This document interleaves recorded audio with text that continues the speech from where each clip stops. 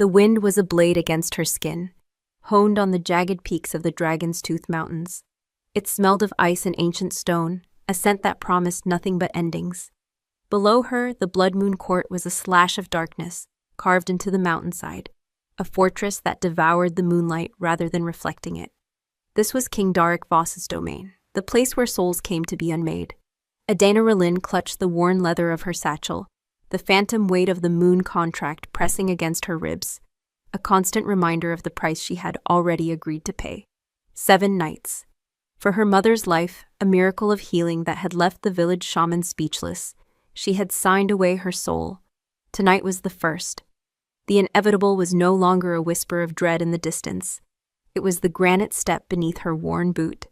The colossal gates of the fortress, forged from black iron and shadow, swung inward without a sound. No sentries hailed her, no horns announced her arrival. The silence was a living thing, a predator that coiled in the vast courtyard. 2 figures emerged from the gloom, tall and broad, clad in dark leather that seemed to drink the faint starlight. Their faces were impassive, their eyes holding the flat, cold sheen of polished river stones. They didn't speak, merely gestured for her to follow, their movements economical and unnervingly synchronized. Adina's heart hammered a frantic rhythm against her ribs, a wild bird trapped in a cage of bone. She had expected guards, but these were something else entirely, jailers, specters given form. She followed them across the courtyard, her footsteps echoing in the crushing emptiness. The air grew colder, heavy with the scent of ozone, and something else, something metallic and primal that reminded her of a lightning strike on a lone pine. They passed through a series of archways that grew progressively larger, each one making her feel smaller, more insignificant. There were no tapestries on the walls, no braziers lit for warmth or welcome, only bare black stone that seemed to weep with a perpetual chill. The whispers she'd heard in her village seemed to cling to the air here, tales of a king so consumed by his curse that he could no longer feel warmth, a beast who ruled a court of ghosts. Finally, they reached a pair of doors that stood 30 feet high, carved from the heartwood of some long-dead monstrous tree. One of the guards placed a hand on the wood, and the doors groaned open, revealing the throne room. It was not a room, but a cavern.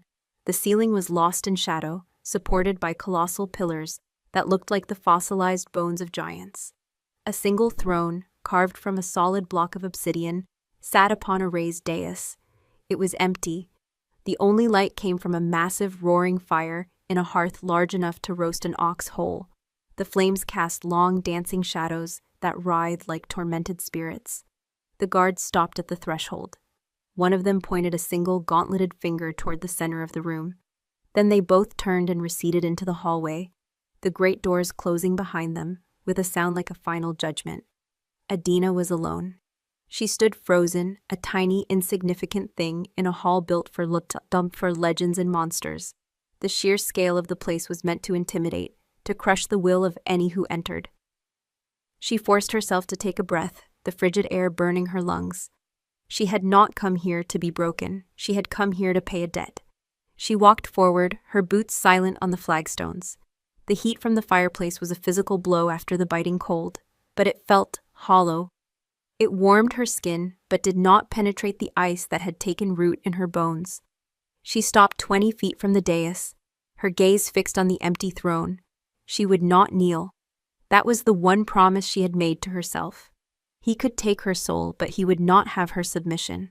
Time stretched, marked only by the crackle and spit of the fire. The silence deepened, pressing in on her until her ears rang. She focused on her mother's face, the way her eyes had cleared from their feverish haze, the faint color returning to her cheeks the morning after the emissaries had left. That image was her armor. It was the only thing she had left. A subtle shift in the atmosphere preceded him. The air grew heavy, thick with a pressure that made the fine hairs on her arms stand on end. The scent of ozone and pine intensified, now mingled with something else, the dark, musky aroma of a predator. The shadows in the corners of the room seemed to coalesce, to deepen and draw inward toward the dais.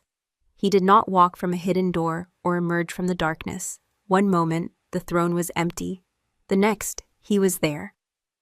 King Darik Voss was larger than any man she had ever seen. He was not sitting, but lounging in the obsidian throne, one leg casually thrown over the armrest, as if the monolithic seat were a common tavern chair. He was a study in brutal contradictions. Dressed in simple black trousers and a loose-fitting tunic, his form was one of raw, condensed power. His shoulders were impossibly broad, his arms corded with muscle. His dark hair was long and untamed, falling around a face that was all harsh angles and savage beauty.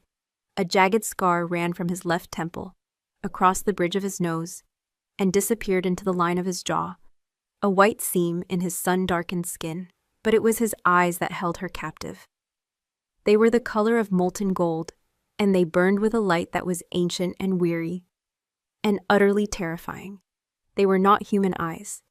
They were the eyes of the beast she had been warned about. He said nothing, simply watched her, his expression unreadable. His stillness was absolute, the coiled patience of a wolf waiting for a deer to make a fatal mistake. Adina held his gaze, her heart a frantic drum against the wall of her chest. She could feel his power washing over her, a tangible force that probed at her defenses. Searching for cracks, for fear, she gave it none. She thought of her mother's smile and held firm. Adina R'lin, he finally spoke. His voice was not the monstrous roar she had expected. It was a low, gravelly timbre, like stones grinding together deep within the earth. It was a voice that held the weight of centuries, and it vibrated through the floor, up through the soles of her feet. You came. It was the terms of the contract, she replied, proud that her own voice came out steady, betraying none of the tremor that racked her insides. A slow, dangerous smile touched his lips, but it did not reach his burning eyes. Most who sign my contracts send proxies, or they try to flee, they beg, they weep. He leaned forward slightly, the movement fluid and predatory. You do not. Weeping would not change the terms. His golden eyes narrowed, studying her with an unnerving intensity. No, it would not, but it is the expected response. He rose from the throne in a single silent motion. He was even taller than she had imagined, a giant of a man who dwarfed the massive throne. He descended the 3 steps of the dais and began to walk toward her, his heavy boots making no sound on the stone. He moved with a liquid grace that was utterly at odds with his size, the silent tread of a hunter. He circled her slowly, like a wolf assessing its prey. She stood her ground, her back ramrod straight, forcing herself to breathe evenly. His scent enveloped her, pine, ozone, and that primal, musky scent of wolf. It was overwhelming, intoxicating, and terrifying all at once. It spoke of wild places and blood spilled on snow. You are not what I expected, he murmured, his voice a low growl just behind her ear. She flinched, but did not turn. There is no terror in your scent, only resolve. It is a distasteful odor. I am here to fulfill my end of the bargain, Your Majesty, nothing more. He came to a stop in front of her, so close she could feel the heat radiating from his body. She had to tilt her head back to meet his gaze. Up close, the scar on his face was a brutal testament to some long-ago battle. His eyes, those molten gold abysses, seemed to look straight through her, peeling back the layers of her composure to see the frightened girl cowering beneath. The bargain, he repeated softly, a strange, almost mocking light in his eyes. You speak of it as if it were a simple trade of goods. A soul for a life. You have no true comprehension of what you have surrendered. I saved my mother. The price is mine to pay. For a moment, something flickered in his gaze, something that wasn't curse or cruelty. It looked like surprise, or perhaps a flicker of grudging respect. It was gone as quickly as it came, replaced by the cold, predatory mask. Brave words, he said, his voice dropping lower. Let us see if that bravery survives the first night. Your service is not to scrub floors or serve my meals, Adina R'lin. Your service is to be a witness. A chill, colder than any mountain wind, snaked down her spine. A witness to what? He didn't answer. Instead, he raised a hand. His fingers were long and calloused, his knuckles scarred. He reached out, not to touch her, but to gesture toward the fire. The moon contract is bound by ritual. Each night, a piece of what you are is transferred. It feeds the magic that healed your mother. It starves the curse that devours me. Her blood ran cold. What does that mean? It means, he said, his golden eyes locking onto hers, that for you to remain whole, you must not give anything of yourself. No fear, no pity, no hope. You must be a stone, an empty vessel. He took another step closer, his massive chest nearly brushing against her. But the curse, it is hungry, and it will try to take those things from you. Suddenly a shudder racked his enormous frame. A low growl rumbled in his chest, an involuntary sound of deep, guttural pain. He clenched his fists, the knuckles turning white. The golden light in his eyes intensified, swirling like a storm. The shadows in the room seemed to stretch and writhe, drawn toward him. "It begins," he rasped. His voice strained. "The first night, the first test." He turned away from her, stalking toward the center of the room, his body moving with a stiff, pained gait. He threw his head back, and a sound tore from his throat that was not human, a roar of agony and rage that shook the very stones of the hall. Adina stumbled back, her hand flying to her mouth. This was the beast from the stories. This was the curse. Black veins began to crawl up his neck, pulsing with a sickening dark energy. His muscles bunched and writhed under his skin, his form seeming to shift and distort in the firelight. He fell to one knee, his head bowed, his breath coming in ragged, harsh pants. "Your service," he snarled, his voice thick and distorted, "is to watch, to see the beast that I am, and to offer it nothing. Your soul is the price, girl. Do not give it away piece by piece before the final dawn." He lifted his head, and his eyes were no longer molten gold. They were blazing pools of black fire, shot through with veins of red. The man was gone, and only the curse remained, staring at her with an ancient, insatiable hunger. He did not move to attack her, only knelt there, locked in a battle with the monster inside him. And his eyes pleaded with her, not for help, but for her to be strong enough to deny him. He had told her to be a stone. But as she watched the cursed king tremble on the floor, fighting a war within his own skin, a flicker of something she had sworn to suppress, a terrible, traitorous pang of pity, ignited in her chest. He felt it. His head snapped up, a snarl twisting his lips to reveal elongated canines. "No," he growled, the word a desperate command. The contract against her ribs burned with a sudden, searing heat, as if a hot coal had been pressed to her skin. She gasped, clutching her side. The king's curse was not just a spectator sport.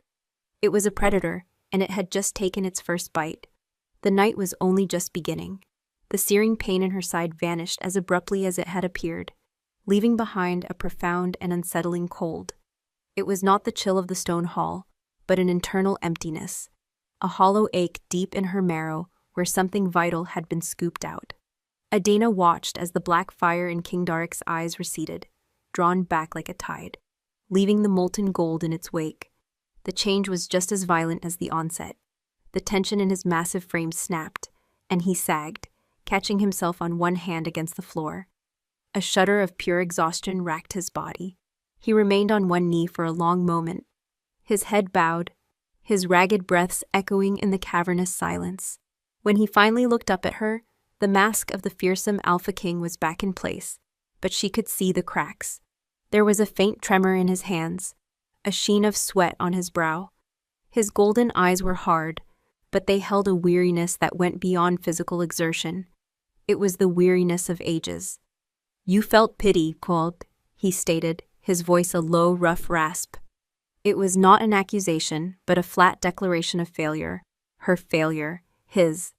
"I saw a man in pain," she countered, her voice quiet but firm. She refused to be shamed for a moment of empathy. He pushed himself to his feet with a groan of protesting muscle. The sheer power he had exuded earlier was diminished, banked like the embers of a dying fire. "There is no man here for you to pity. There is only the curse and the vessel it inhabits. You gave it a foothold, you fed it." He gestured to her side, where the phantom cold still lingered. "That piece you lost? It will not grow back. 6 more nights, 6 more pieces. If you are not careful, there will be nothing left of you for the contract to claim at the end." His words were a cold slap, meant to shock her back into the role he needed her to play. The unfeeling witness. He stalked back to the obsidian throne and slumped into it, the very picture of a predator licking its wounds. The aura of invincibility he had projected upon his arrival was gone, replaced by something far more dangerous. Vulnerability. "Go," he commanded, waving a dismissive hand. "The trial is over for tonight." As if summoned by his will, one of the silent guards materialized from the shadows near the great doors. He stood motionless, waiting for her. Adana hesitated. Her gaze locked on the king. She saw the mind-tightening of his jaw, the way his fingers curled into a fist on the armrest of his throne. He was fighting to maintain control, to not show the cost of the night's battle. Turning her back on him felt like abandoning a wounded animal, a dangerous and unpredictable one. But she had no choice. She gave a stiff, formal nod that was more an acknowledgement than a bow, and turned to follow the guard. The journey through the castle was as silent and oppressive as before. Her guide led her through a labyrinth of corridors, up winding staircases, and across cavernous, empty halls. The entire fortress felt dead, a beautiful, monstrous corpse. There were no servants, no courtiers, no signs of life beyond the three of them. The air was still and frigid, disturbed only by their passage. She could feel the weight of centuries of silence pressing down on her. How could anyone, even a cursed king, live in such profound isolation?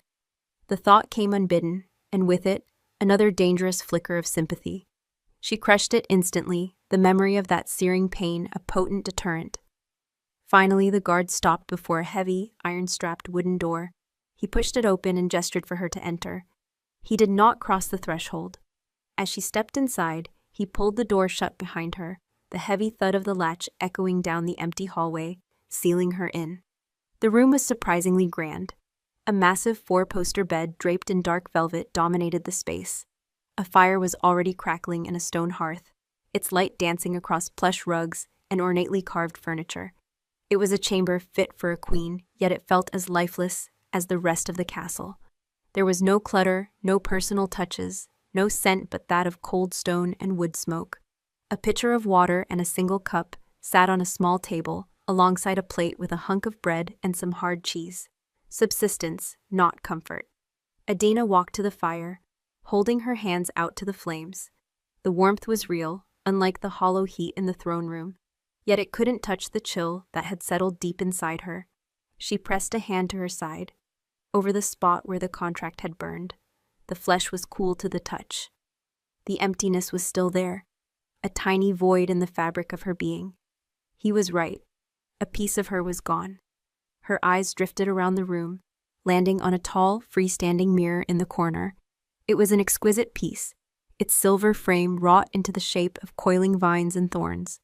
Driven by a morbid curiosity, she walked toward it. She needed to see if the loss was visible, if she looked any different. Her reflection stared back at her, pale and wide-eyed in the flickering firelight. Her brown hair was slightly disheveled from the wind, her simple woolen dress rumpled from her journey.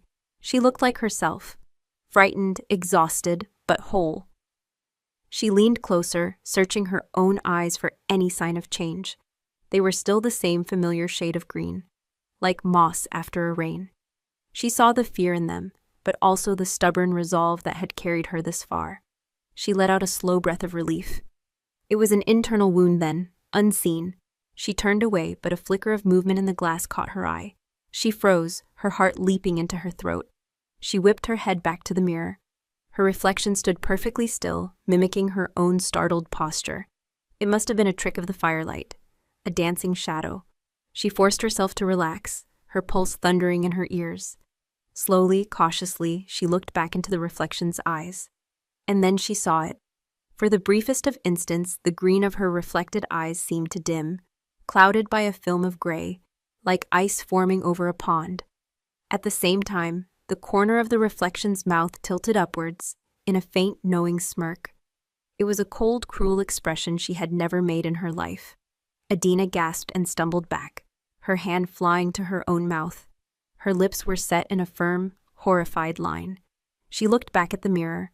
The smirk was gone. The eyes were her own again, but the image was burned into her mind. It wasn't just a trick of the light. She had seen it. The emptiness inside her wasn't empty at all. Something else was looking out through her eyes. Panic, cold and sharp, seized her. She backed away from the mirror until her legs hit the edge of the bed and she collapsed onto the mattress. She stared at the silvered glass, her mind racing. The king had said the curse would try to take things from her, but he hadn't said what would be left in their place. This was worse than simply having her soul taken. This was a slow, creeping replacement. An invasion. The door to her chamber creaked open. Adina screamed, scrambling backward on the bed, her eyes wide with terror. King Darek stood on the threshold, his massive frame filling the doorway. He had changed from his simple tunic into a fresh one, and his hair was damp, as if he'd just doused his head in cold water. His golden eyes swept the room, taking in her panicked state, her position on the bed, and her terrified gaze fixed on the corner of the room. He followed her line of sight to the ornate mirror. His expression hardened. He said nothing, simply stepped inside and closed the door softly behind him. The sound, so much quieter than the guard's final thud, was somehow more menacing. He walked toward the mirror, his silent, predatory grace having returned. He stood before it, his back to her, and stared at his own reflection. "What did you see?" he asked, his voice low and devoid of emotion. My reflection," Adina stammered, her voice trembling. It wasn't me." He remained silent for a long moment, his broad shoulders tense.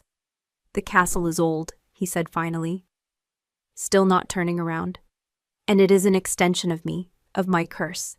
It remembers things, it reflects things. Sometimes it shows what is, sometimes what was, and sometimes what could be."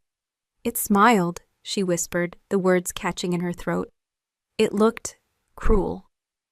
At that he turned. His face was a mask of stone, but his eyes burned with an intensity that pinned her to the spot. "You fed the curse your pity. It left a vacuum. The castle abhors a vacuum. It will try to fill you with its own echoes. Cruelty, despair, resignation. These walls are saturated with them." He took a step toward her, and then another. He stopped at the foot of the bed, a dark, towering mountain of a man. She could feel the heat of him from across the room, could smell the scent of pine and the cold, clean scent of night. "You have 6 nights left," he said, his voice a low growl. "You cannot afford to lose yourself before the debt is paid. Your weakness tonight has endangered us both." "Endangered you?" she scoffed, a spark of her earlier defiance returning, fueled by her terror. "How does my soul being eaten away piece by piece endanger you?" His eyes narrowed. "The magic of the contract is a delicate balance. Your soul is the anchor that holds my curse at bay while the ritual works. A pure, whole soul. If your soul becomes tainted, corrupted by the echoes of this place before the 7th night, the anchor will fail.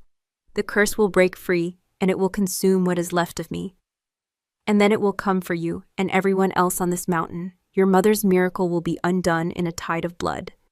The sheer gravity of his words stole her breath. This wasn't just about her. Her failure wouldn't just cost her own soul. It could unleash a monster upon the world and reverse the one good thing she had managed to achieve. The weight of that responsibility was crushing. He saw the understanding, the dawning horror on her face. He gave a slow, grim nod. "So you see, your pity is a luxury none of us can afford. From now on, you will be a stone. You will feel nothing. You will give nothing. You will watch, and you will endure." He held her gaze for a heartbeat longer, a silent command passing between them. Then, he turned to leave. His hand was on the latch of the door when her voice, small but clear in the quiet room, stopped him. "Was it your choice?" He froze, his back rigid. He did not turn. The silence stretched, thick with unspoken history. The fire crackled in the hearth, the only sound in the world. "To bear this curse," she clarified, her voice gaining strength. "Was it ever your choice?" He remained motionless for so long she thought he would not answer. She thought he would simply open the door and leave her alone with the whispering glass and the terrifying weight of his revelation. Then very slowly, he turned his head, just enough to look at her over his shoulder. The firelight caught the harsh planes of his face, illuminating the jagged line of his scar. The mask was gone. In his molten gold eyes, she saw not a king, not a beast, but a man trapped in a cage of his own flesh, haunted by a past she couldn't begin to comprehend. "A promise," he said, his voice so low it was almost a whisper, raw with a pain that dwarfed anything she had witnessed in the throne room. is always a choice. And then he was gone, pulling the door shut behind him, leaving her alone in the silent, waiting dark. The cold was the first thing she felt upon waking. It was not the ambient chill of the stone room, which the banked fire in the hearth held at bay. This was the other cold, the void inside her, a small, perfect sphere of nothingness just beneath her ribs. It was a constant, phantom pressure, a reminder of her failure, of the piece of pity she had foolishly given away. Sleep had offered no respite, her dreams filled with visions of a woman in a mirror whose green eyes slowly iced over, whose lips curled into a smile that did not belong to her. Adina sat up, the velvet coverlet pooling in her lap. Her gaze went immediately to the ornate mirror in the corner. It stood silent and gleaming in the thin morning light that filtered through a high, narrow window. It looked innocent, a mere object of silver and glass, but she knew it was a liar. It was a predator, waiting to show her the monster she could become. He had told her to be a stone. The words echoed in her mind. A grim mantra. How did one become a stone? Did you simply refuse to feel? Or did you have to hollow yourself out first, leaving nothing inside to be touched? She thought of her mother, of the warmth in her hands, the love in her eyes, everything that made Adina who she was. Her empathy, her compassion, was now a liability, a weapon the curse could use against her. To survive the next 6 nights, she had to kill the best parts of herself. She forced herself out of bed. The plate of bread and cheese was untouched from the night before. She broke off a piece of the stale bread, her stomach twisting, and made herself chew and swallow. She would not starve. She would not grow weak. She would give this place nothing more than her presence. With a deep, fortifying breath, she walked to the mirror. She had to know. She had to face it. Her reflection appeared, a pale, tired-looking girl with shadows under her eyes. She stared into the reflected green depths, searching for the icy gray film, for the cruel smirk. There was nothing, only her own frightened face. But the absence of the apparition was somehow more terrifying. It meant the thing she had seen wasn't in the glass. It was inside her, waiting. A quiet knock came at the door, not the heavy final sound of the latch, but a simple rap of knuckles on wood. She tensed, expecting one of the silent guards. The door opened, and a woman stood there. She was old, her face a roadmap of wrinkles, her silver hair pulled into a tight, severe bun. She wore a simple gray dress, and in her hands she carried a folded set of clean clothes. She didn't speak, her eyes downcast, and simply stepped inside, placed the clothes on the foot of the bed, and turned to leave. "Wait," Adina called out, her voice raspy. The old woman paused, her hand on the door, but did not turn. "Who are you? Are there others here?" Adina asked. A desperate need for a human connection, however small, rising in her. The woman remained silent for a long moment. When she finally spoke, her voice was a dry, rustling whisper, as if it hadn't been used in years. "There are only those who serve the castle. Be a good girl, be quiet, survive your 7 nights. Do not look for answers in this place. There are only echoes." And then she was gone, closing the door softly behind her. The woman's warning settled over Adina like a shroud. Do not look for answers. But how could she not? She was a prisoner in a contract she didn't fully understand, tied to a cursed king whose fate was now inexplicably linked to her own. To be a stone, she needed a foundation of knowledge. To remain impassive, she had to understand what she was facing. Ignorance was a breeding ground for fear, and fear, she suspected, was just as dangerous as pity. She dressed in the clothes the woman had brought, a simple dark blue woolen gown, practical and warm. Then, steeling her resolve, she opened her chamber door and stepped into the empty hall. No guard was present. The castle was as silent and still as a tomb. She chose a direction at random and began to walk. She would not be a passive victim waiting in a gilded cage for the nightly trial. If this castle was an extension of the king and his curse, then she would learn its secrets. She walked for what felt like an hour, her soft boots making little sound on the endless stone floors. She passed grand archways that led into empty ballrooms, their floors thick with dust. She saw galleries of paintings where all the faces had been slashed or burned from the canvases, leaving only faceless figures in elegant clothes. The entire fortress was a monument to loss, a place where history had been violently erased. Finally, she came to a set of double doors carved with images of wolves and ancient trees. Hesitantly, she pushed one open. It swung inward on silent, well-oiled hinges, revealing a library. But it was more than a library. It was a cathedral of forgotten words. Shelves stretched up 2 stories high, disappearing into the shadowed ceiling, crammed with thousands of leather-bound books. A narrow gallery with a wrought iron railing circled the upper level.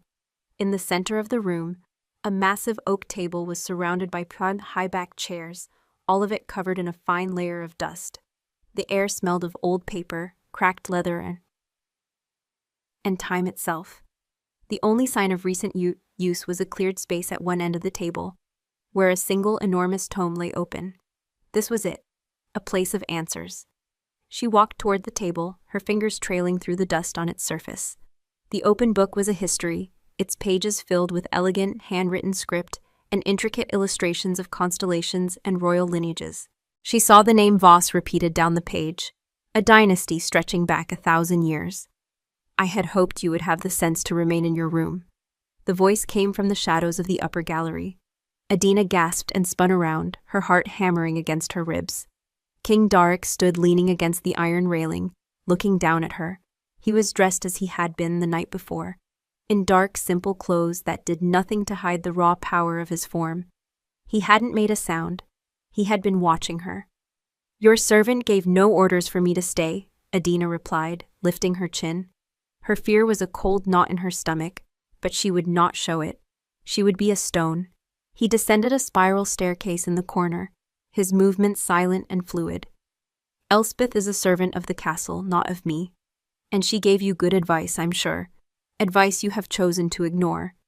He came to a stop on the other side of the long table, his golden eyes boring into her.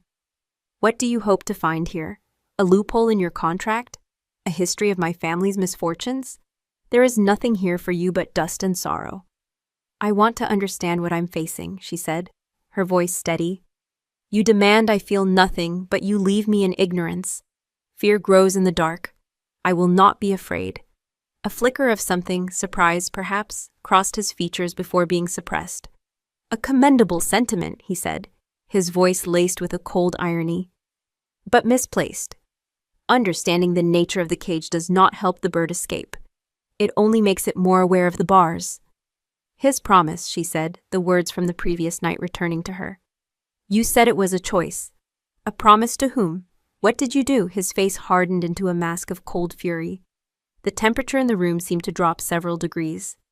"You are here to be a witness, not an inquisitor. My past is my own. It is not part of your service." "It is when your past is what's trying to unmake my soul," she retorted, her voice rising. The stone facade was cracking already. She took a breath, forcing herself into a semblance of calm. "I will not be a pawn in a game where I don't even know the rules." "The rules are simple," he growled, placing his hands flat on the table and leaning forward, his presence suddenly overwhelming. "You will survive. You will keep your soul intact.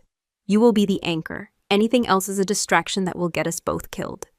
She held his gaze, refusing to back down. They stood in silence for a long moment, a king and a commoner, locked in a battle of wills over a dusty table of forgotten history. His anger was a palpable thing, a predator straining at a leash. But beneath it, she felt something else, a deep, profound defensiveness. He wasn't just guarding his secrets. He was guarding a wound. Deciding a direct confrontation was fruitless, she changed tactics. She turned her attention to the shelves. "Fine, I will read of other things. Surely not every book in this library is about your tragic history." She walked to the nearest shelf, running her fingers along the spines. The titles were in an older dialect, but she could make out words about herb lore, astronomy, architecture. Her fingers stopped on a thick, plain volume with no title. Curious, she tried to pull it from the tightly packed shelf. It was wedged in tight. She gripped it with both hands and pulled harder. It came loose with a sudden lurch, overbalancing her. She stumbled backward with a startled cry, the heavy book slipping from her grasp. She flailed, her feet tangling, and knew she was going to fall hard against the stone floor, but the impact never came. In a blur of motion too fast for her eyes to properly track, Darek was there. He moved from the other side of the table to behind her in a single, silent instant. One powerful arm wrapped around her waist, catching her and pulling her back against a chest that was as hard and unyielding as a wall of rock. His other hand shot out and snatched the heavy book from the air an inch before it would have shattered on the floor. The world stopped. Adina was flush against him, her back pressed into the solid heat of his body. The air was driven from her lungs, partly from the fall, mostly from the shock of his touch. His arm was an iron band around her, holding her effortlessly. She could feel the hard contours of his muscles through her dress, the steady, slow beat of his heart against her shoulder blades. He was overwhelmingly solid, real, and hot.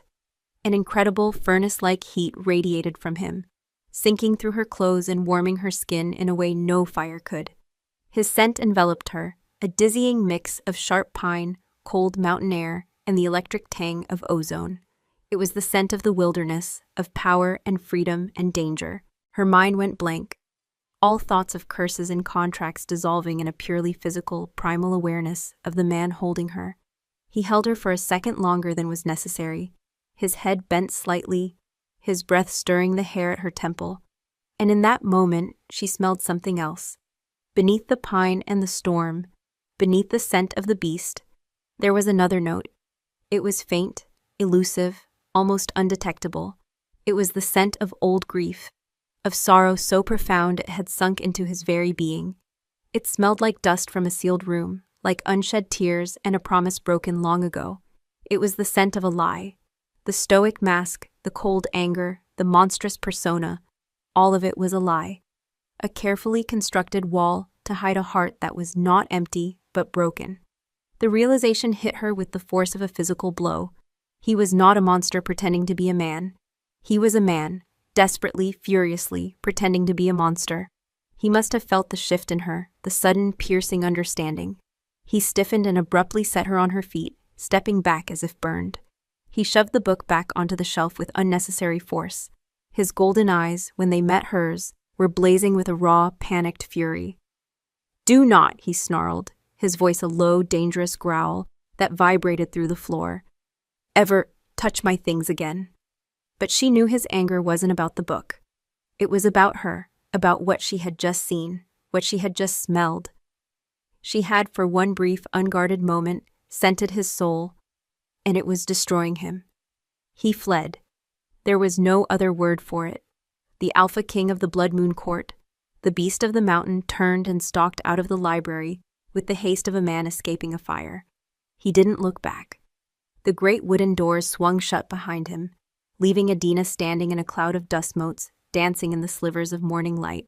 The silence he left in his wake was heavier than before, filled with the echo of his panic and the ghost of his touch. Adina's heart was a wild, frantic thing, a hummingbird trapped in her chest. She raised a trembling hand to her waist, to the place where his arm had held her. The fabric of her dress was still warm. Her skin tingled with the memory of his heat. A deep, pervasive warmth that had nothing to do with curses, and everything to do with the living, breathing man beneath. The scent of a lie. The thought circled in her mind. A revelation that changed everything. She had been so focused on being a stone, on building her own walls, that she hadn't considered the architecture of his. He had presented himself as a monster, a vessel for a curse, a being devoid of emotion. But what she had sensed in that fleeting moment of contact was the complete opposite. He was a storm of feeling, walled up behind a dam of self-control so immense it was a miracle it hadn't already shattered. The curse wasn't devouring an empty man. It was feeding on a soul drowning in grief. The second night was coming. The knowledge was a cold stone in her stomach. Tonight, when the curse rose, she would not be seeing a monster. She would be seeing a man in a cage, rattling the bars from the inside. How was she supposed to remain a stone now? How could she watch that agony and not feel pity, knowing the truth of it? Her own survival depended on her indifference, but her discovery had made indifference impossible. His vulnerability was now her greatest weakness.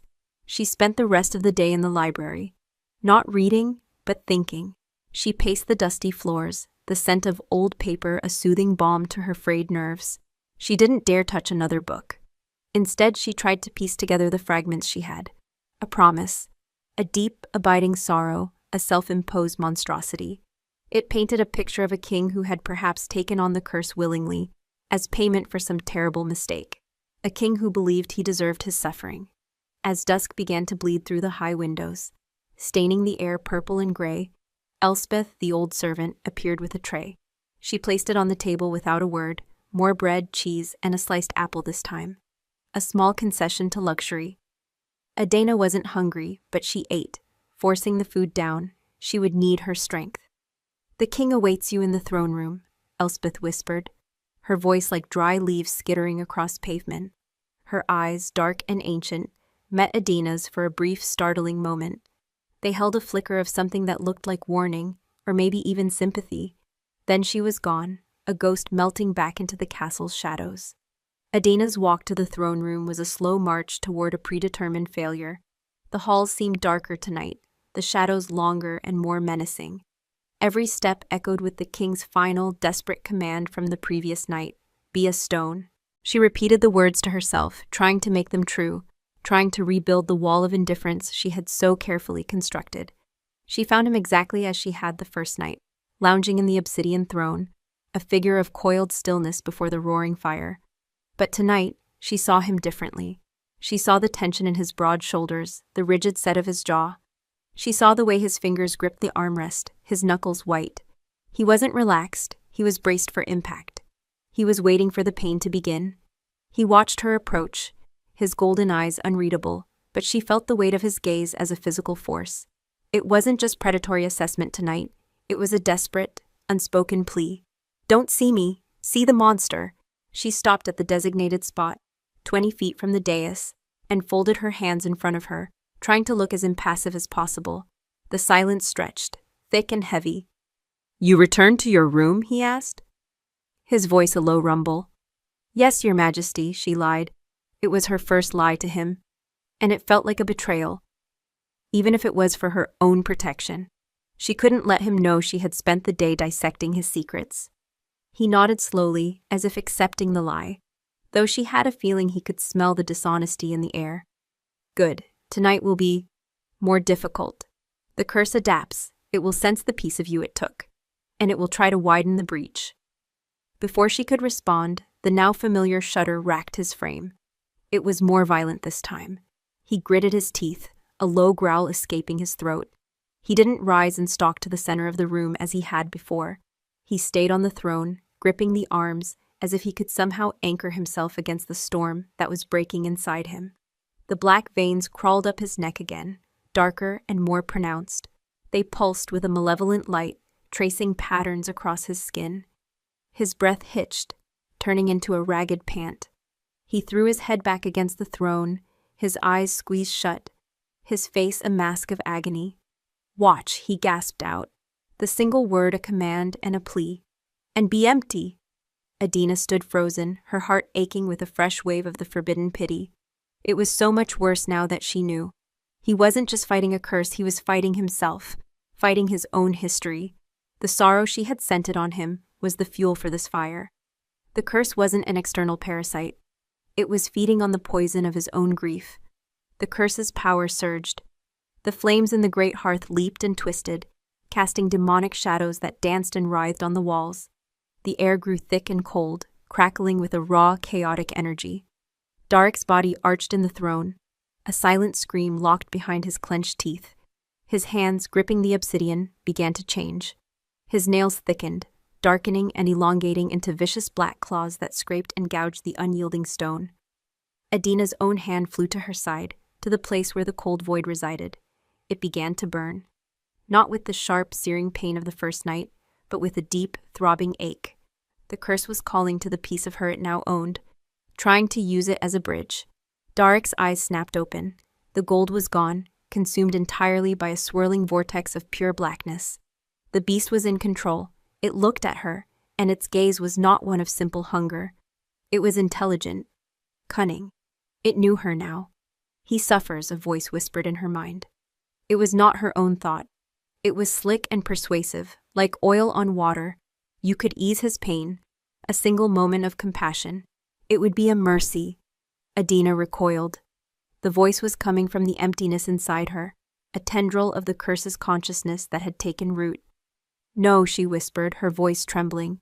The beast on the throne tilted its head, A slow, cruel smile spread across Darik's face, a terrible perversion of his features. The smile was chillingly familiar. It was the same cold, knowing smirk she had seen on her reflection in the mirror.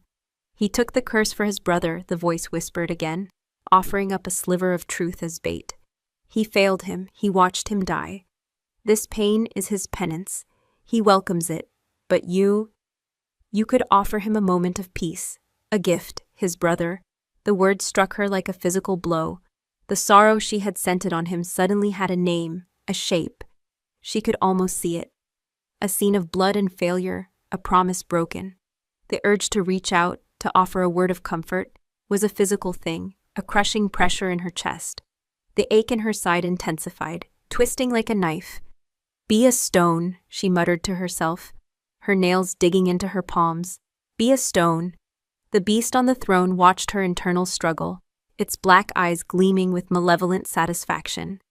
It wasn't just feeding on Darik's pain, it was trying to farm her soul. It was using his suffering as a lure to catch her compassion. "He cannot bear it alone," the voice cooed, growing stronger, more insistent. "Look at him, the vessel is cracking. Give him your strength. Share his burden." Darik's body began to tremble violently. The claws on his hands dug deeper into the throne, sending splinters of obsidian skittering across the dais. A low, keening sound of pure agony escaped his lips, a sound that bypassed the ears and went straight to the heart. It was the sound of a soul being torn apart. Adina cried out, a small, involuntary sound of distress. The moment she did, the ache in her side exploded into a blinding flash of white-hot pain. It felt as if a hook had been plunged into her, tearing something loose. She screamed, stumbling back, clutching her side as the world tilted and swam before her eyes. Through a haze of pain, she saw the beast on the throne roar in triumph. The black energy around Darik surged, and for a terrifying second, she saw his form flicker, elongating, becoming something hunched and monstrous, more wolf than man. No, the word was not spoken. It was a silent, desperate roar from the man trapped inside the beast. Darik's own will, his own soul, fought back from the abyss. The monstrous shape receded. He threw himself from the throne, crashing to the stone floor with a sickening thud. He landed on his hands and knees, his head hanging, his body convulsing. He was fighting it. For her. He was fighting to protect her from the consequences of her own weakness. The realization cut through her pain. He was suffering this agony to keep the beast from fully taking her, from using her to break free. He was her shield, even as he was her tormentor. The stone facade she had tried so desperately to maintain shattered into 1,000 pieces. It wasn't pity she felt now. It was something far more potent, far more dangerous. It was admiration, respect, a fierce, desperate connection to the man who was fighting a war on two fronts, against the curse within him, and for the soul of the woman who was supposed to be his sacrifice. The voice in her head screamed in frustration as its connection was weakened by Darik's resistance.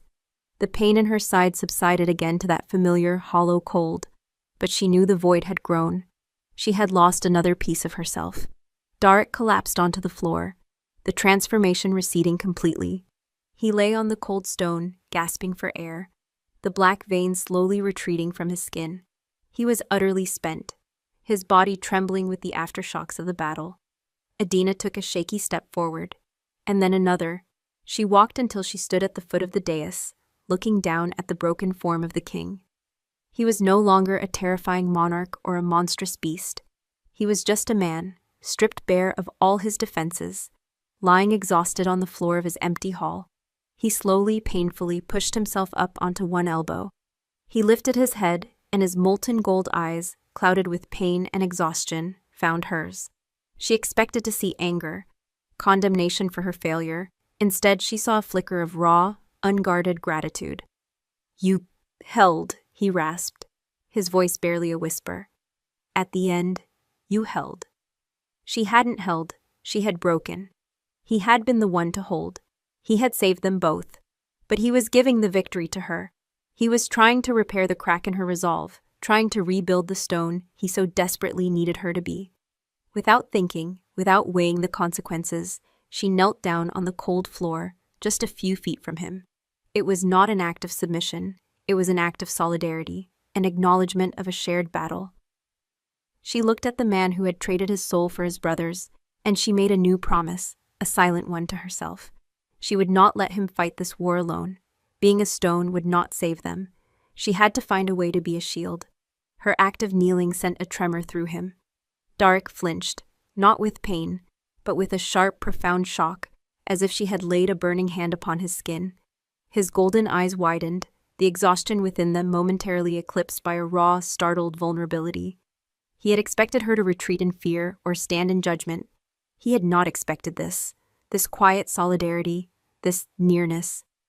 "Get up," he rasped, his voice rough with the dregs of the curse's power. It was an order, but it lacked its usual force.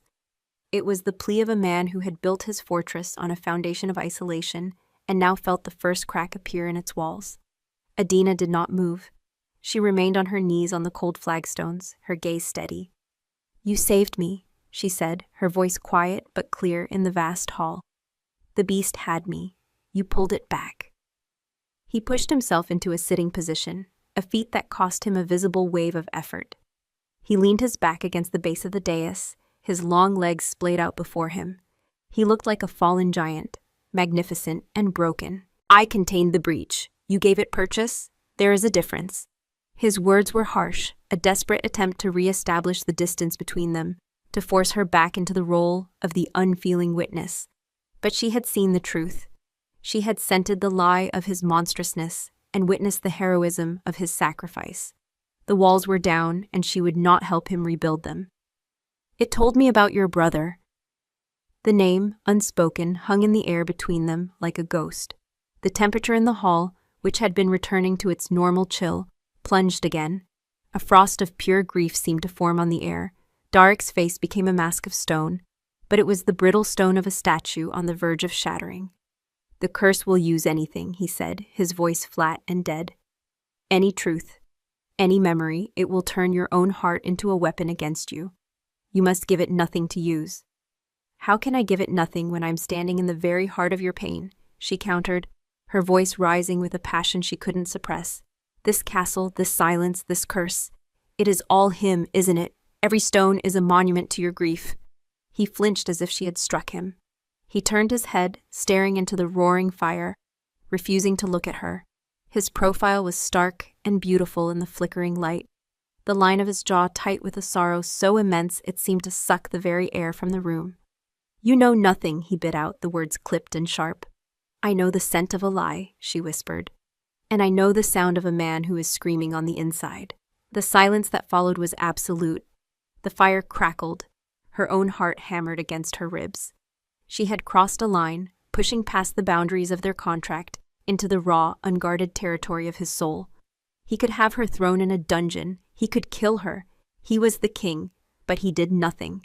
He simply sat there, his defenses crumbling, exposed under the gentle, relentless pressure of her gaze. Finally he spoke, his voice so low it was almost carried away by the fire's roar. His name was Liam. He said the name as if it were a fragile, priceless thing he had kept locked away for centuries. "He was my younger brother, my beta. He was the sun. And I was his shadow." Adina listened, her breath held tight in her chest. She didn't prompt him, didn't speak. She simply became a vessel for his story, offering him the silent, accepting space he had clearly been denied for an eternity. "There was a plague," he continued, his eyes still fixed on the flames, but seeing something else entirely. "A sickness of the blood that targeted our kind. It moved like wildfire through the northern packs. Our father, the king, was old. He forbade anyone from seeking outside help, trusting in our own strength. It was pride, arrogance, and it was a death sentence." His hand clenched into a fist on his thigh. Liam caught it. He was strong, but the fever, it burned away his wolf. It left him human, weak, dying in a world of predators. He fell silent, the memory too heavy. Adina could feel the weight of it, the crushing guilt. "I was the alpha heir. I was supposed to be the strong one, the wise one, but I defied my father. I went seeking a cure. I traveled to the sunless mire, to the old places where the ancient magic still sleeps. I found a being, an entity. It offered me a deal." His voice dropped to a barely audible whisper, thick with self-loathing. A life for a life. A soul for a soul. I thought it meant my own. I thought I was making a noble sacrifice. I would give up my life, my soul, to save him. He finally turned his head, and his molten gold eyes, swimming with an agony that transcended time, locked onto hers. I made a promise. I accepted the contract. The magic flowed from me, a conduit of power that traveled back to the castle. I felt it connect with him. I felt the fever break. I felt his wolf stir returning to him. I had done it. I had saved him. A single crystalline tear traced a path through the grime on his cheek, gleaming like liquid gold in the firelight. But the price, it was not my life. It was his. The magic required an alpha soul to power the cure for a beta. The entity had twisted my words. It took my soul, hollowed me out, and poured its own darkness, this curse, into the void. And in that same moment, back in the castle, Liam's heart stopped. The life I poured into him was anchored to the soul I had just lost. When my soul died, his anchor was gone. My cure killed him instantly.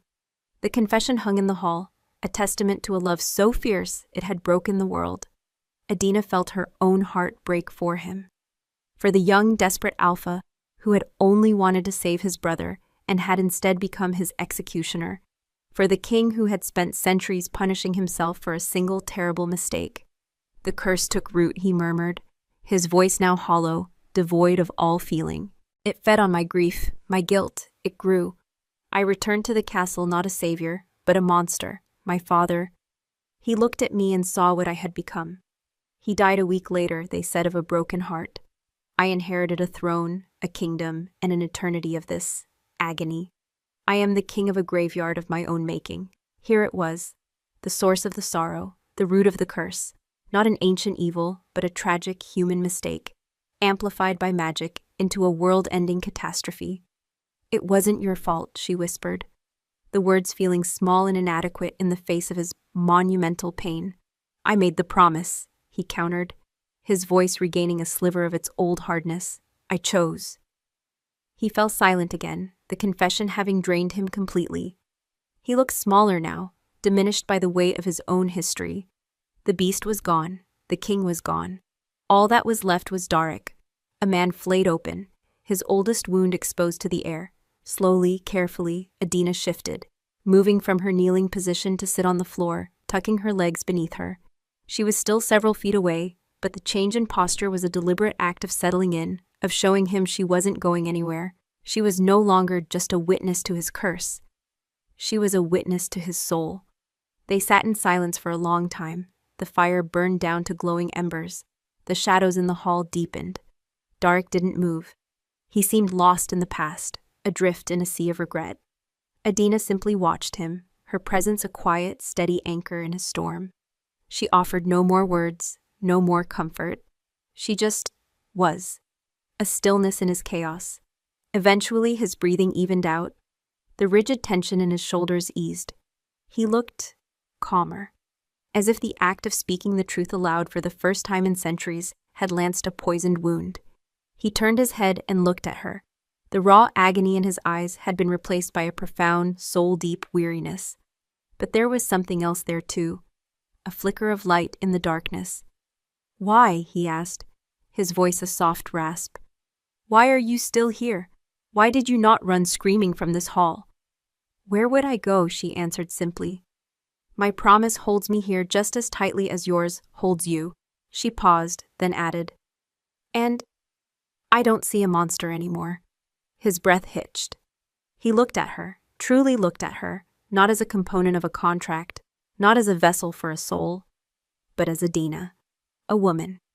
And in his gaze she saw the beast surrender, not to the curse, but to the first glimmer of hope it had seen in an age. He slowly, deliberately held out his hand. It was a large hand, calloused and scarred, the nails still a little too long, a little too sharp, a faint reminder of the claws they had been. It was not a command.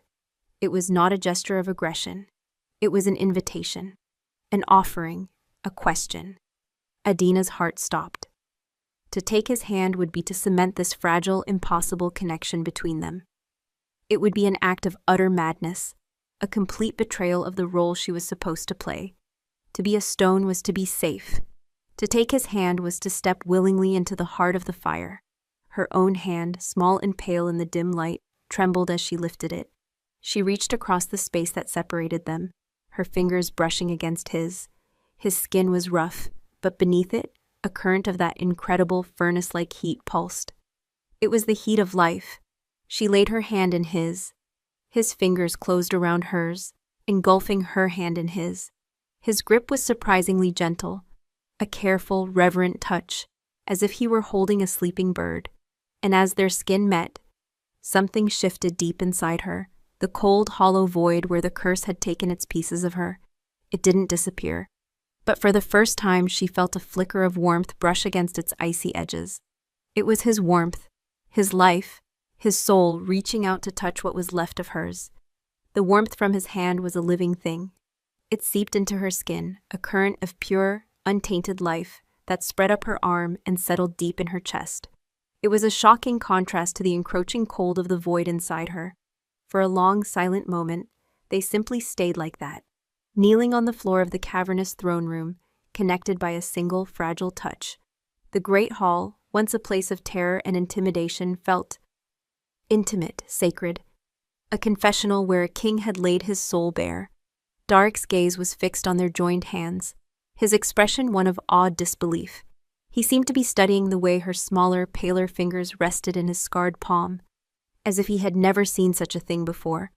Perhaps he hadn't. Perhaps this was the first willing, gentle touch he had known in centuries. The thought sent a pang of sorrow through her, so sharp and swift that she almost mistook it for the curse's bite.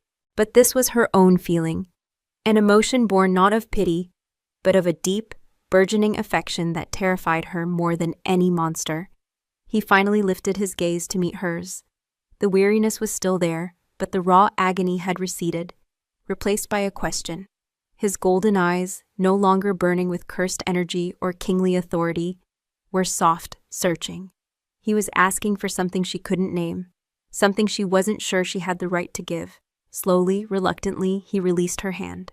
The loss of his warmth was immediate and profound, leaving her skin feeling cold and strangely empty. He used the dais to push himself to his feet, his movements still stiff with exhaustion, but no longer broken. He stood over her, a mountain of a man, cloaked in shadow and sorrow. "It is almost dawn," he said, his voice a low rumble that held none of its earlier harshness. "You should rest." He offered her his hand again, this time to help her up. She took it without hesitation. His strength was effortless as he pulled her to her feet, his grip firm and steadying. He let go the moment she was stable, stepping back to create a respectful distance. Yet the space between them felt charged, alive with unspoken things. "Darik," she said, speaking his name for the first time without a title. It felt right on her tongue. It felt true. "What happens on the seventh night, the final dawn?" His expression shuddered, the soft vulnerability vanishing behind the familiar mask of the stoic king. "The contract is fulfilled. The magic that sustains your mother's life will become permanent, severed from its connection to this place. And your soul will be taken to pay the price. It will become the final lock on the curse's cage." "It will destroy you, Hald," she stated, a cold certainty gripping her. If her whole soul was used as the lock, it would mean he would be bound to the curse for eternity, with no hope of reprieve. He would be the permanent jailer of his own demon, fueled by the essence of the one person who had seen past his monstrous facade. It was a fate worse than death. "My fate was sealed the day my brother died," he said, his voice flat. "This contract was never about saving me. It was about containing the monster I created. There has to be another way." The words were out before she could stop them. They were words of hope, a dangerous and forbidden currency in this fortress of despair. A sad, bitter smile touched his lips. "I have had centuries to look for another way, Adina. I have scoured every book in that library, journeyed to the ends of the earth in my mind. There is none. The price of magic must always be paid. A life for a life, a soul for a soul." He turned away from her. "Go. Elspeth will show you to your room." As if summoned, the old woman materialized from the shadows near the great doors. Her face was as impassive as ever, but her dark eyes darted between Adina and the king, a flicker of something unreadable in their depths. Adina didn't want to leave him. She wanted to stay, to argue, to fight the grim finality in his voice. But she saw the wall he had erected, the way his shoulders were set in a posture of dismissal. He had shared his wound, but now he was protecting it again. Pushing him further would only cause him more pain. With a reluctant nod, she turned and followed Elspeth from the throne room. The journey back to her chambers was different this time. The castle no longer felt dead, merely sleeping. She saw the slash marks on the portraits not as vandalism, but as the desperate rage of a grieving man trying to erase the faces of those he had failed. She felt the silence not as an oppressive emptiness, but as a heavy blanket of sorrow. The entire fortress was a reflection of his heart, and now that she had been allowed inside, she could read its language of pain. Back in her room, sleep was impossible. Her mind replayed their conversation, the feel of his hand, the sound of his brother's name on his lips. She walked to the mirror, no longer afraid of what she might see. Her reflection stared back, pale in the pre-dawn light. She searched her own eyes, and for a moment, she saw it again, the faint, icy gray film. The whisper of the curse was still inside her, a tenant in the hollowed-out spaces of her soul. But it seemed weaker now, less menacing. It was as if Darik's confession, his act of sharing his burden, had starved it somehow. The curse fed on his grief and guilt, and it fed on her fear and pity. But what would it do with hope? What would it do with love? The thought bloomed in her chest, a terrifying, beautiful flower. Was this what she was feeling? This fierce, protective connection to a broken king? It was madness. It was suicide. And it was the truest thing she had ever felt. 3 more nights passed in a strange suspended peace. Each evening she would go to the throne room. He would be waiting. The curse would rise, a writhing storm of black energy and agonizing pain. But something had changed. Adina was no longer a passive witness trying to be a stone. She had found a new strategy. She would not feel pity. Pity was for a victim, and Darik was a warrior. Instead, she focused on the man, on the strength it took for him to endure this nightly crucifixion. She met the beast's gaze not with fear, but with a calm, unwavering defiance. She became an anchor for the man, not the curse. She would think of his hand in hers, of the story of his brother, of the brave, foolish boy who had tried to defy death for love. And it worked. The voice in her head was still there, a venomous whisper from the void, but its words had less power. He is weak, it would hiss. He deserves this pain. He is strong, Adina would think back, a silent rebuttal. He is paying a debt he believes he owes. The curse would rage, and Darik would still suffer, his body still twisting in agony. But the beast no longer seemed to get the same purchase. The transformations were less severe. The black fire in his eyes would be met with her steady gaze, and a flicker of the man's gold would always remain, a besieged but unconquered fortress. Each night, the pain she felt in her side lessened. The curse still tugged at the pieces it owned, but it could not seem to take more. She was holding the line. They were holding it together. After the trial was over, he would collapse, exhausted, and she would come and sit on the floor a few feet away. They would talk, not of the curse or the contract or the looming final dawn. He would ask about her village, about her mother's garden, about the taste of sun-warmed strawberries. She would ask him about the stars, which he had studied for centuries, and he would describe constellations she had never seen, naming them with the familiarity of old friends. He told her his brother Liam had loved to paint, and that the slash marks on the canvases in the gallery were his own, done in a fit of rage and grief in the first years after his death. A deed he regretted more than almost any other. He told her Elspeth and the 2 guards were all that remained of his father's court, bound to the castle by ancient oaths, their aging slowed by its magic, silent witnesses to his long penance. In these quiet hours, she saw the king he could have been, wise, gentle, with a dry, weary wit, and a soul that yearned for the sun, and she fell deeper in love with him, a hopeless, desperate love that grew in the shadow of their impending doom. On the morning before the 6th night, Elspeth came with her usual tray and a message. "The king requests your presence in the solarium." Adina had never heard of a solarium.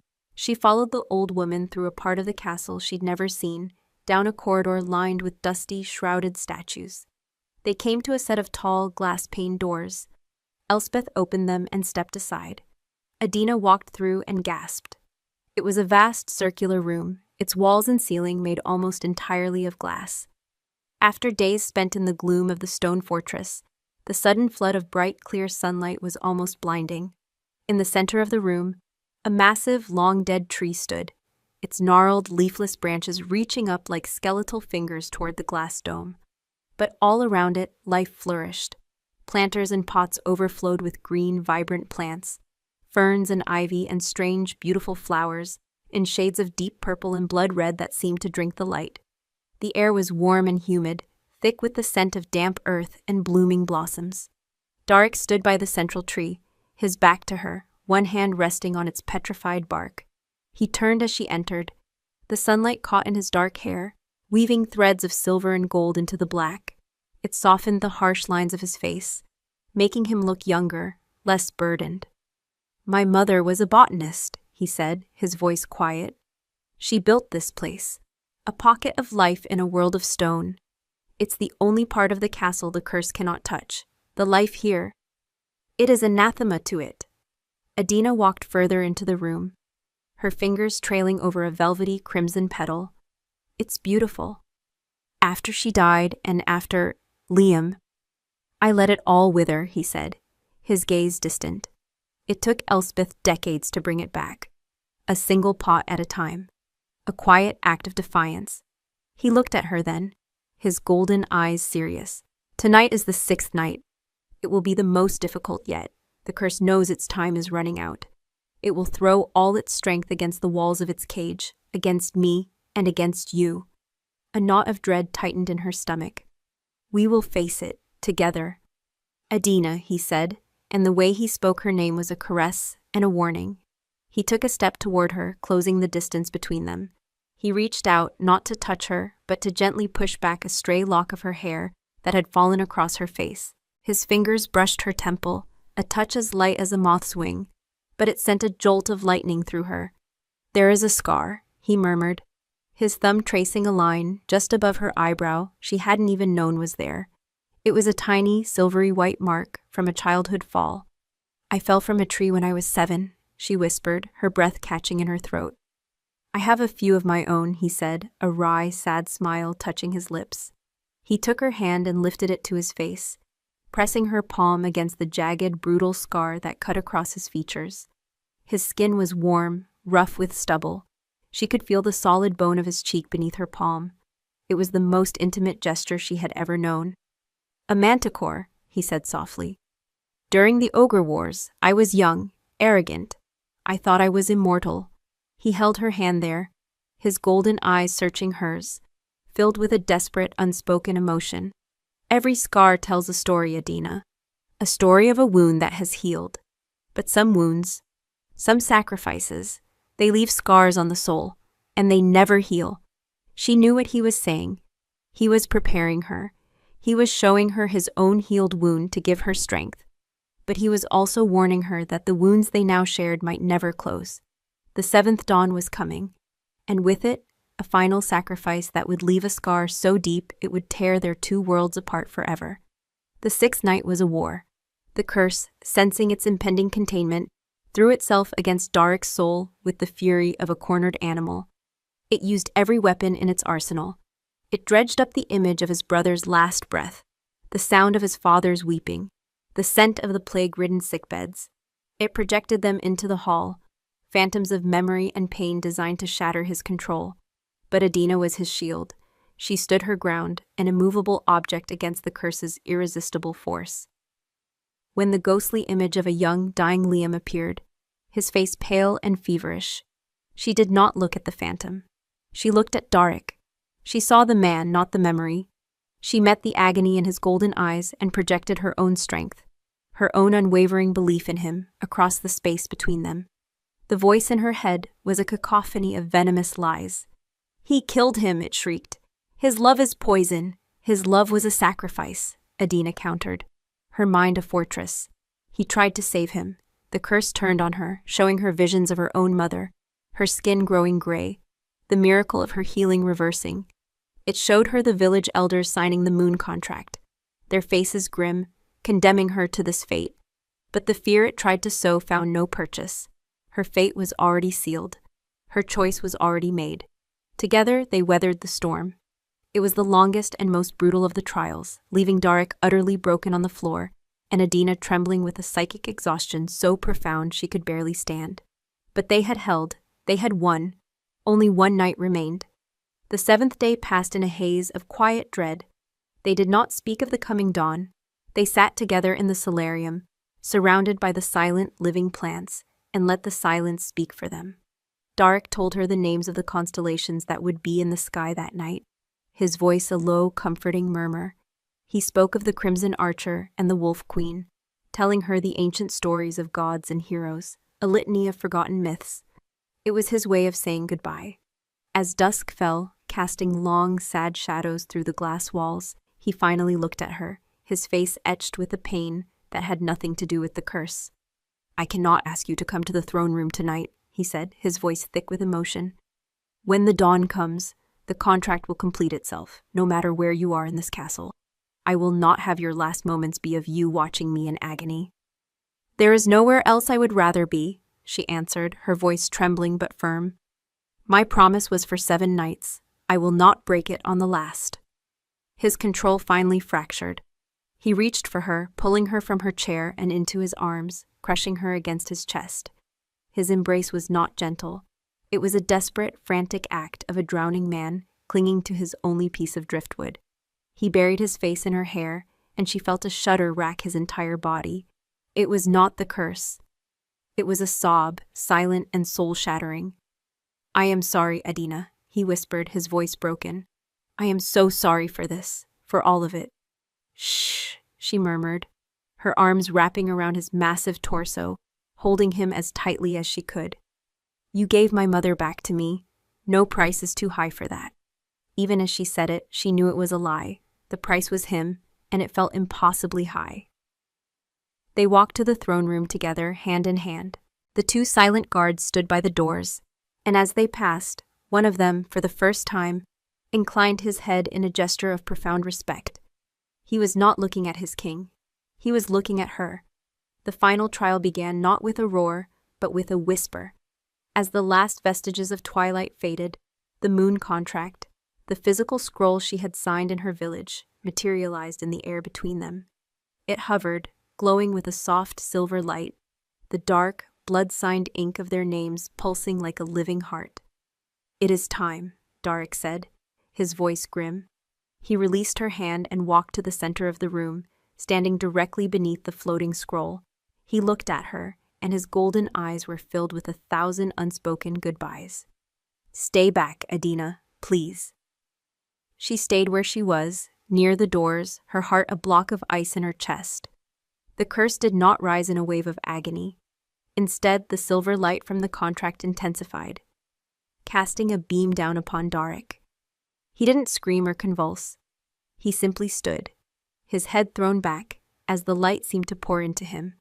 Black, inky tendrils of energy, the very essence of the curse, began to rise from his skin.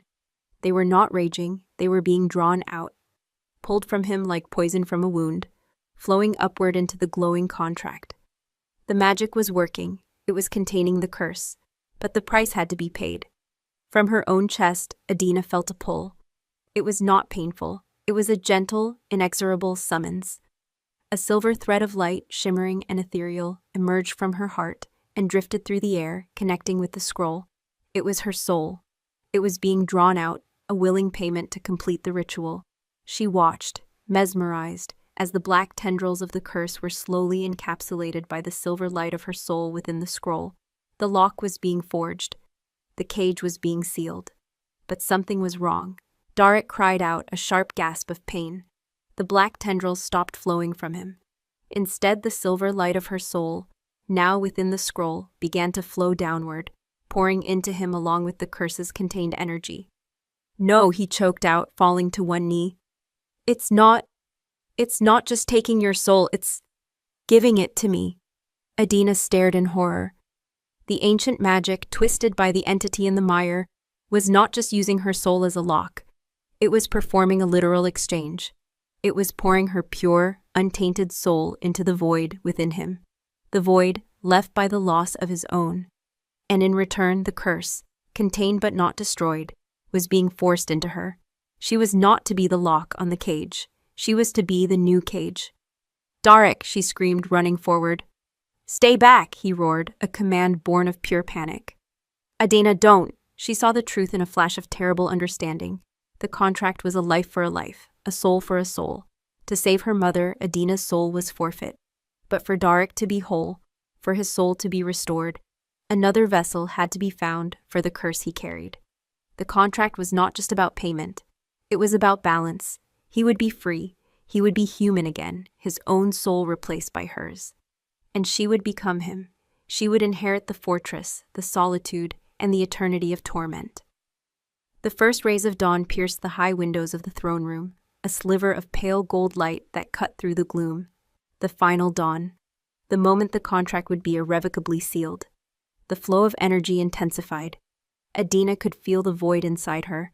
The two small holes left by the curse begin to ache with a terrible, familiar hunger. The black energy now being forced into her was drawn to them, beginning to take root. She saw Darek's face, and the lines of pain were easing, the golden glow in his eyes brightening, becoming clearer. His skin, unnaturally pale for centuries, was gaining a faint human flush. He was being healed. He was being saved. And she was being damned. He looked at her, his eyes wide with horror and a dawning unbearable joy, as he felt his own soul being reborn from the fabric of hers. He saw her face begin to pale, saw a black vein flicker at her temple, and he made his choice. With a roar that was not of a beast, but of a man choosing his own destiny, he fought the magic. He shoved his own will against the flow, trying to reject the gift of her soul. "I will not let you do this," he bellowed at the glowing scroll, at the ancient, indifferent magic. But the contract was absolute. The flow continued. He was being filled with her light, and she was being filled with his darkness. She looked at him, at the man she loved, who was being given a second chance at life.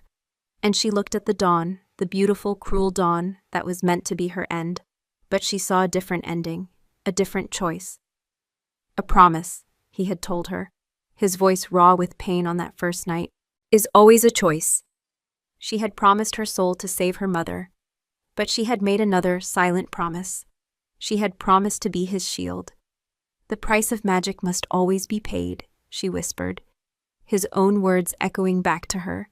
She ran, not away from him, but toward him. She closed the distance between them in 3 desperate strides, just as the sun's rays grew stronger, bathing the dais in golden light. She threw her arms around him, pressing her body against his. "Adina, no," he cried, his voice breaking with anguish.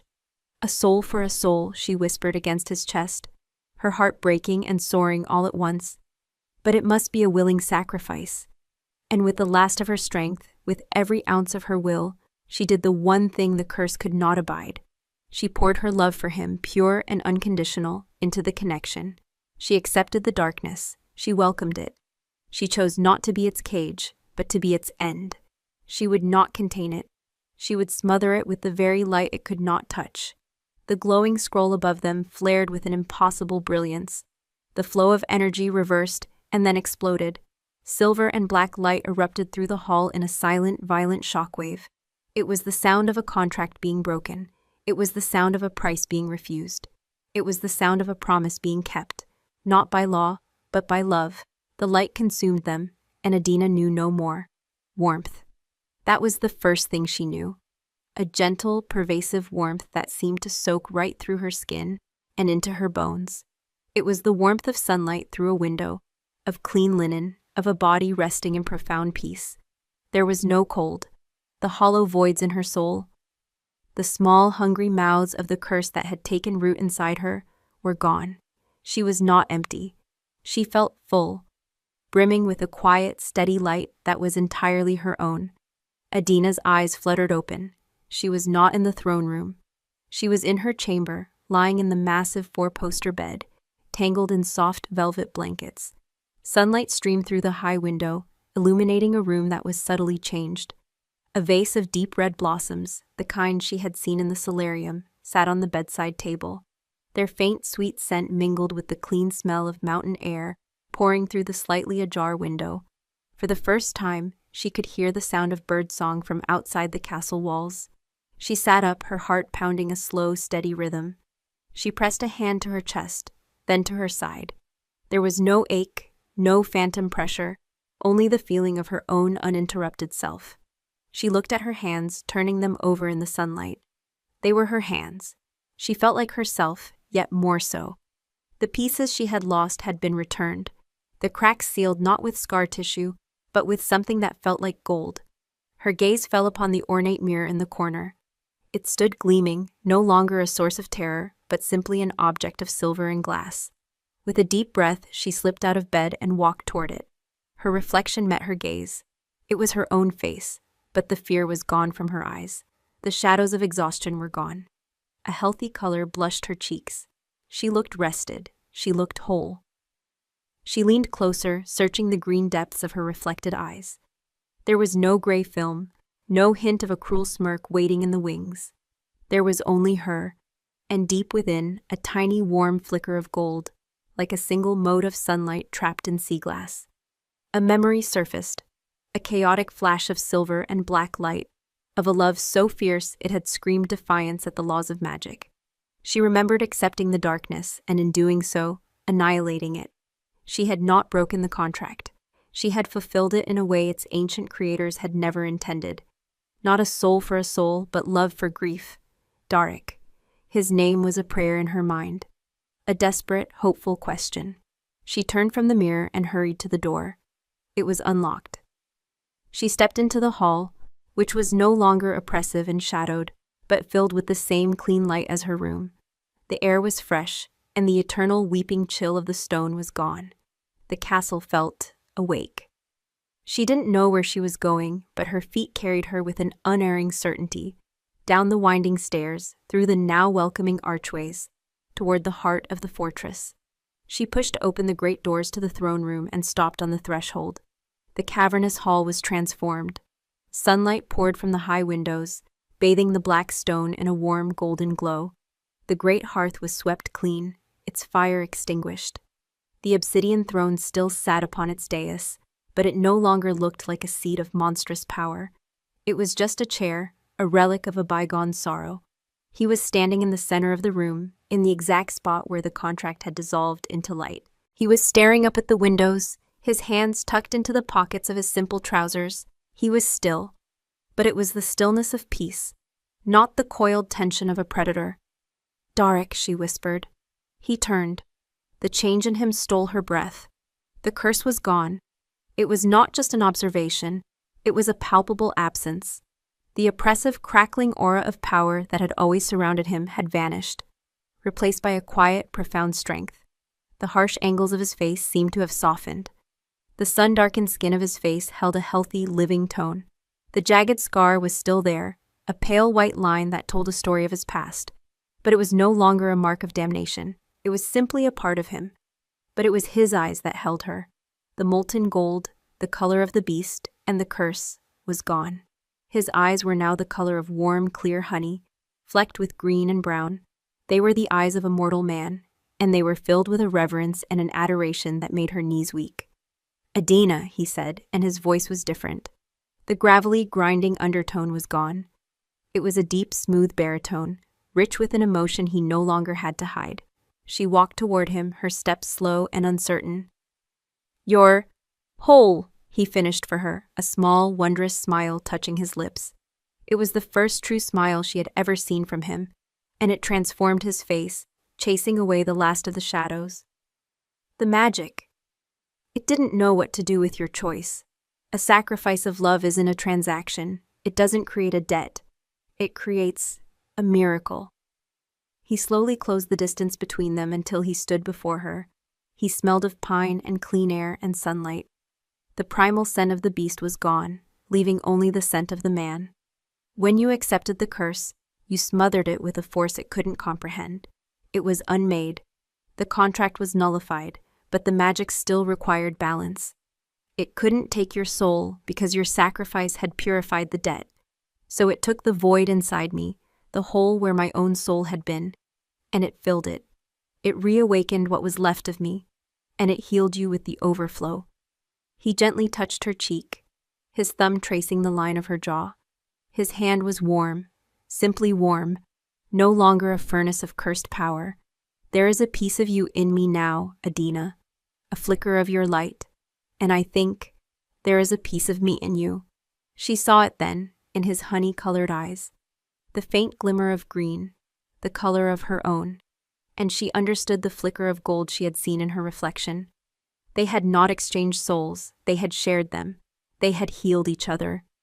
My mother, she breathed, the thought suddenly striking her. The contract is broken. The magic that healed her is now a willing gift, freely given from me to you, and through you to her, he said, his eyes soft. It is no longer bound by any price. It is permanent. I sent word with the dawn. She is safe. She is healed. Forever. Tears of relief and joy welled in her eyes. It was over, all of it. The debt, the curse, the fear. All that was left was this man, this impossible, beautiful man, looking at her as if she were the sunrise. He took her hand, his fingers lacing with hers. My father named me Darek, which in the old tongue means to hold fast. For centuries, I thought it meant I was meant to hold fast to my grief, to my guilt. But now I think I was just waiting for something worth holding on to. He led her from the throne room, their footsteps echoing in a comfortable, companionable rhythm. He led her back to the solarium. The doors were wide open, and the warm, floral-scented air spilled out into the corridor. Inside, the light was brilliant. The plants seemed to have grown, their colors more vibrant, their leaves greener. The old, dead tree in the center of the room had a single, impossible green leaf sprouting from one of its petrified branches. Life was returning to the Blood Moon Court. They stood together in the center of the room, bathed in sunlight, their hands still intertwined. The ghosts of the past were gone, replaced by the promise of a future. The scars remained, on his face and in their memories, but they were no longer wounds. They were the story of how they had found each other in the dark. What will you do now? She asked softly. He turned to her, his mortal eyes crinkling at the corners as he smiled. For the first time in a very long life, I have no idea. The world is new, but I know I do not wish to face it alone. He lifted her hand and pressed a gentle, reverent kiss to her knuckles. Adina Ralin, you signed a contract for 7 nights in the Alpha King's service, but I would ask for a lifetime with the woman who saved my soul. Her heart soared. This was the promise she had been born to keep, not one of sacrifice and endings, but one of beginnings and hope. My promise was always to you, she said, her voice full of a certainty that resonated through her entire being. He lowered his head, and his lips met hers. The kiss was not one of desperate, frantic passion, but of deep, quiet reverence. It was a kiss of homecoming, of 2 fractured souls made whole, of a final dawn that had broken not into an ending, but into the first day of the rest of their lives. The moon contract was paid, not with a soul, but with a love that had rewritten the stars.